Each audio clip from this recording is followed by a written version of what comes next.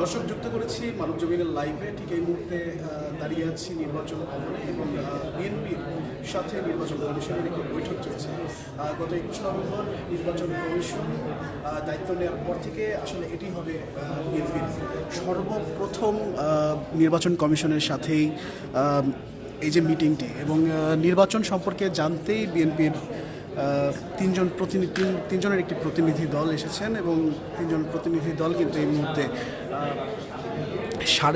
সাড়ে তিনটা থেকে আসলে বৈঠকটি শুরু হয়েছে এবং বৈঠকটি এখনও চলমান রয়েছে। এবং জাতীয় সংসদ নির্বাচনের প্রস্তুতি সম্পর্কে জানতে নির্বাচন কমিশনের সাথে আসলে বৈঠকে এসেছেন বিএনপি এবং 3 সদস্যের যে প্রতিনিধি দল এসেছেন বিএনপির, তাদের ভিতরে আসলে রয়েছেন নজরুল ইসলাম খানের নেতৃত্বে নজরুল ইসলাম অর্থাৎ বিএনপির স্থায়ী কমিটির সদস্য নজরুল ইসলাম খানের নেতৃত্বে 3 সদস্যের প্রতিনিধি দলটিতে রয়েছেন স্থায়ী কমিটির সদস্য সালাউদ্দিন আহমেদ এবং বেগম সেলিমা রহমান। এবং আজকের এই জাতীয় নির্বাচনের প্রস্তুতি কোন পর্যায়ে আছে এবং এই বিষয়ে কমিশন কি করছে সেসব জানতেই আসলে নির্বাচন কমিশনে এসেছেন বিএনপির প্রতিনিধি দল। নির্বাচনী আইনের সংস্কার সহ বিভিন্ন বিষয় নিয়ে কমিশনের সাথে আসলে আলোচনা থাকছে, এমনটি আসলে জানিয়েছে বিএনপি।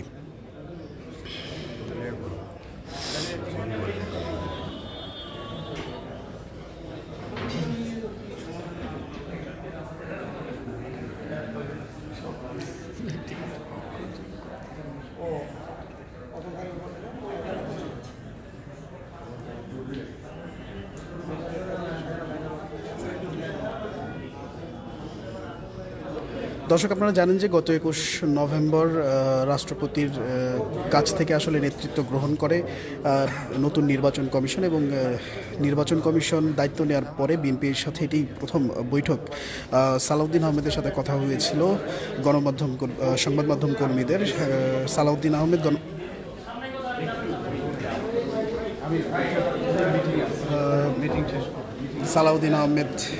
সংবাদ মাধ্যমের কর্মীদের আসলে বলেছিলেন যে বর্তমানে নির্বাচন কমিশনে ভোটার তালিকা প্রণয়নের কাজ প্রায় সমাপ্ত করে এনেছে সেই ভোটার তালিকা যেই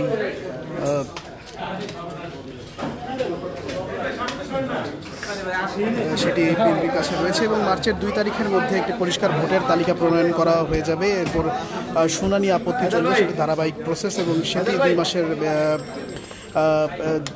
মধ্যে আসলে হয়ে যাওয়ার আশা করছেন। সেই প্রজ্ঞাপনও তারা বিএনপি আসলে পেয়েছেন নির্বাচন কমিশন থেকে। দর্শক, ঠিক এই মুহূর্তে আসলে নির্বাচন কমিশনের সাথে বৈঠকটি শেষ হয়েছে এবং আমরা আসলে সরাসরি আপনাদেরকে আবারও যুক্ত করব সেই নির্বাচন কমিশনের বৈঠকে আসলে সালাউদ্দিন আহমেদ সহ বিএনপির প্রতিনিধি দলের কী কথাগুলো হলো এবং এই বৈঠকে আসলে বিএনপি কি জানতে পারলেন এবং নির্বাচন কমিশনের সাথে নির্বাচন নিয়ে বিএনপির কোন কোন বিষয়ে আলোচনা হলো, এই বিষয়গুলোতে আমরা আসলে জানতে পারবো। সেই পর্যন্ত দর্শক আবারও আপনাদেরকে যুক্ত করছি।